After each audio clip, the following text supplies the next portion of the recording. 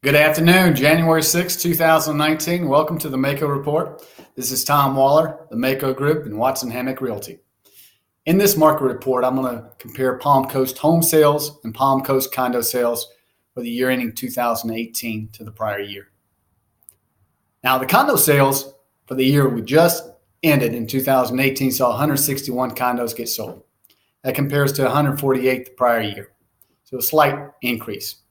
The average price for the condominiums was $201,000, an increase of $25,000 or an appreciation of roughly 14%.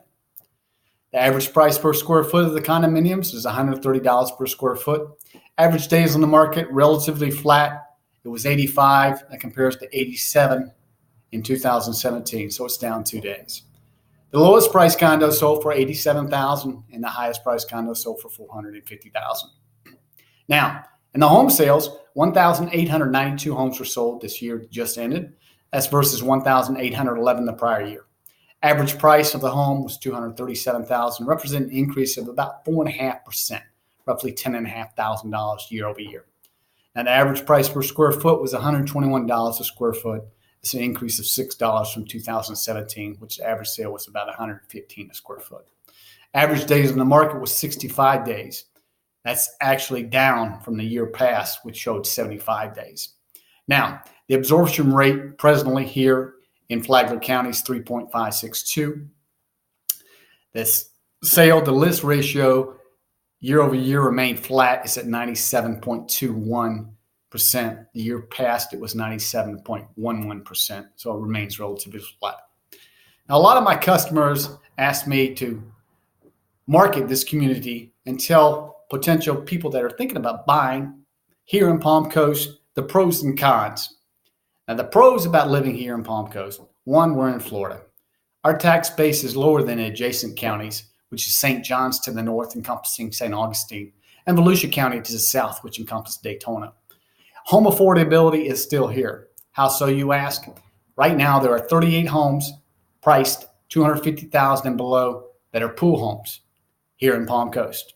There's also 37 condominiums listed for sale right now for $150,000 or less in Flagler County and our adjacent county, Volusia County, to the south.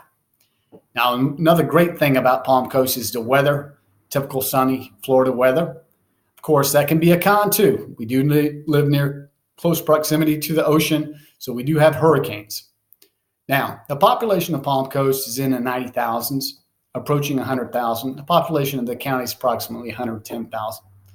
The infrastructure here is set up, though, for huge, massive growth. IT&T, which developed this community back in 1969 and 70, set up the infrastructure whereby I predict an increase or a doubling of the population in the next 8 to 10 years.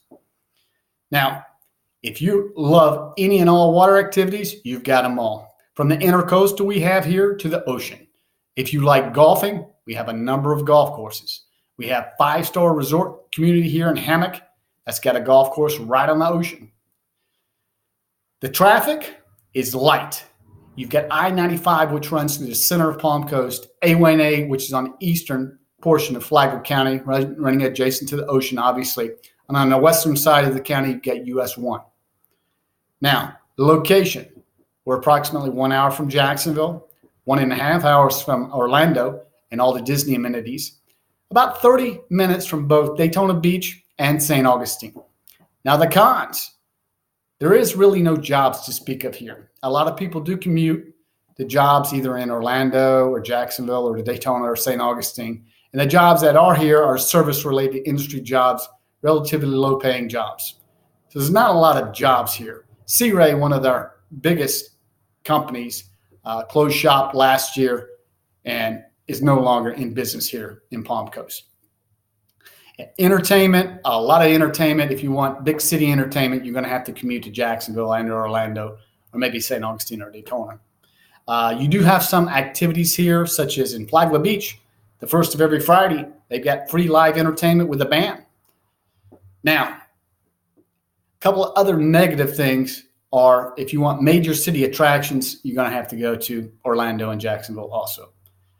But other than that, my wife and I love it here. I work with a hospital here. A lot of the doctors fly in. I give them a tour of the city. talk to them about the pros and cons of living on the ocean or inland. So if you and your family are thinking about moving here, give me a call. I'd love to give you a tour of our area, our beaches. It is a great spot to call home. Till we meet again, have a great 2019, and God bless America.